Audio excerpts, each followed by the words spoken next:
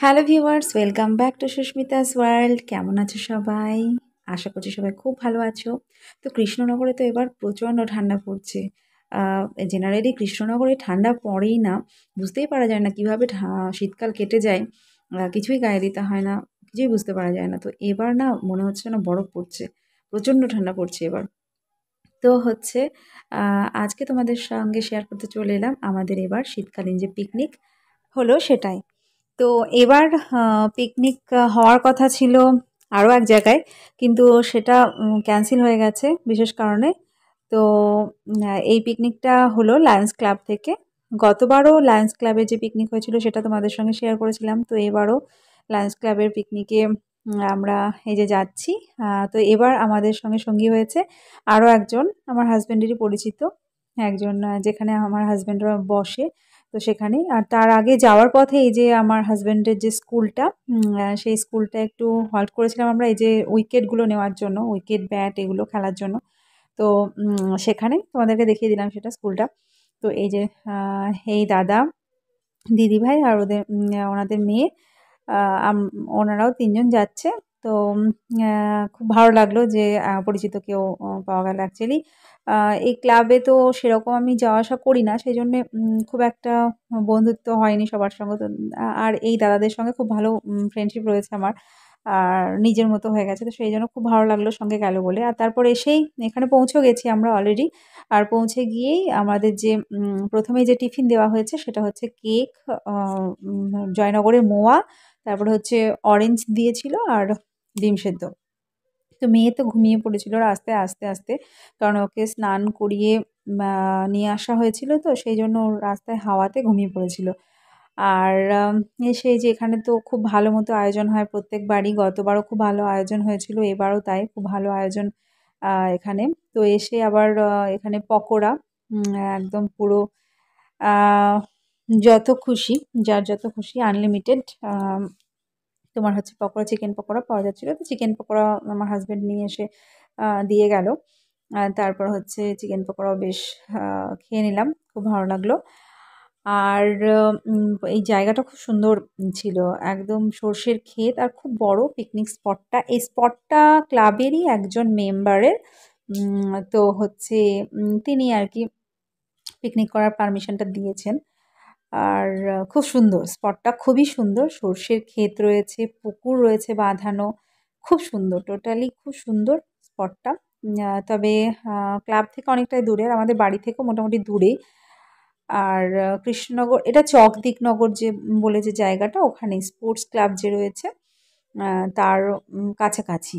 এটা খুব সুন্দর জায়গাটা। তো এই যে এই দিদিভাইয়ের সঙ্গে ভালোই পরিচয় হয়ে গেছে মেয়ের দিদিভাই এটা।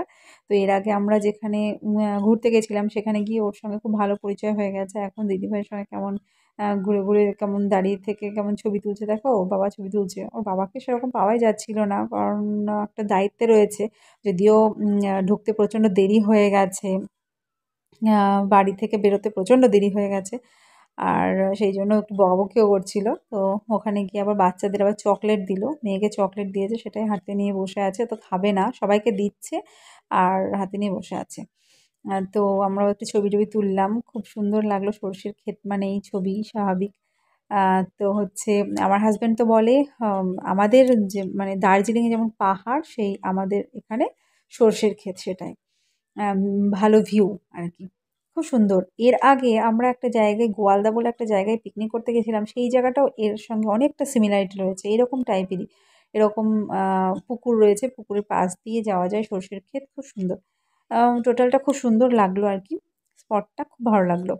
আর অন্যবার কি বলতো, অন্যবার এখানে তো প্রত্যেকবারই খুব সুন্দর খেলাধুলা হয়, প্রাইজ দেওয়া হয়।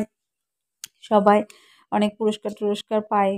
আর এটার প্রতি তো একটা ভালোই অ্যাট্রাকশন রয়েছে আমারও।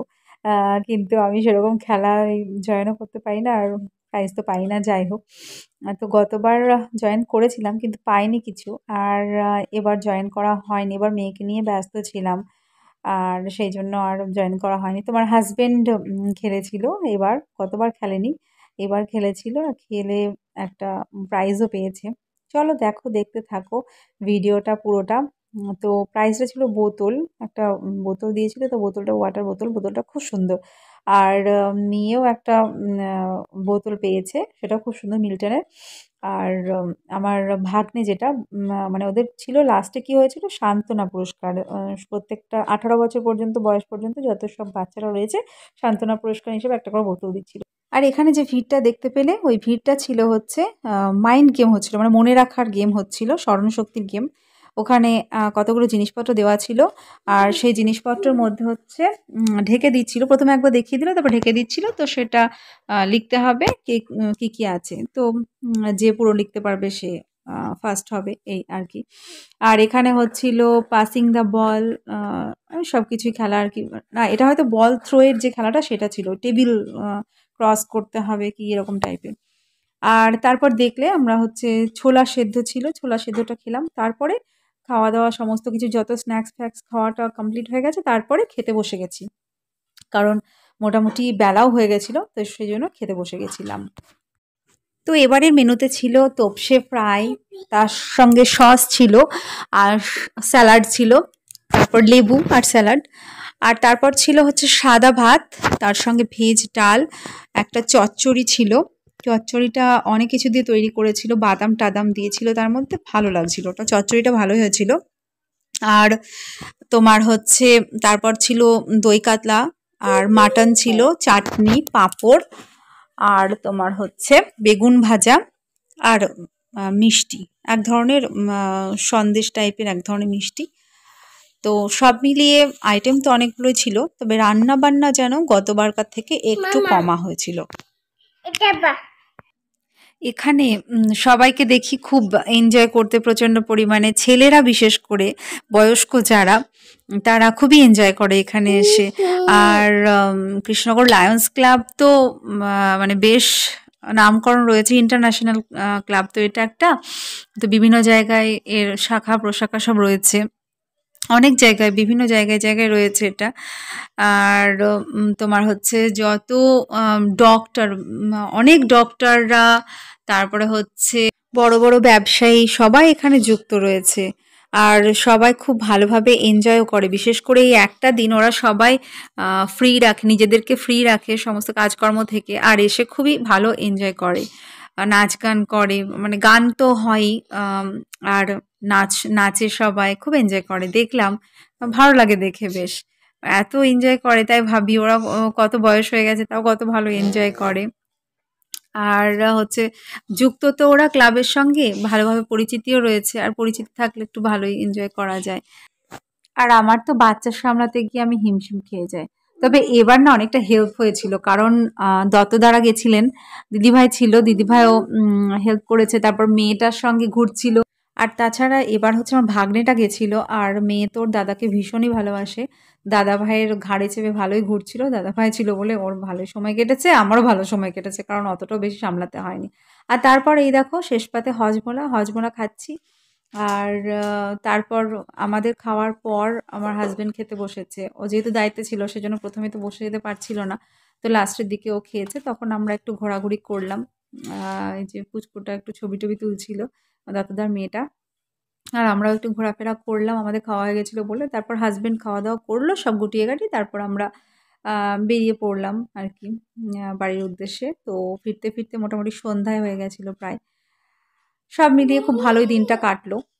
আর ভিডিওটা তোমাদের কেমন লাগলো অবশ্যই কমেন্ট করে জানিও। খুব একটা বড় ভিডিও তো নয়, তা আশা করছি পুরোটাই দেখেছো।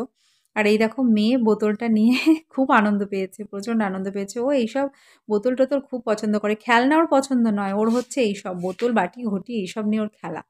তো ওটা পেয়ে ও ভীষণ আনন্দ পেয়েছে।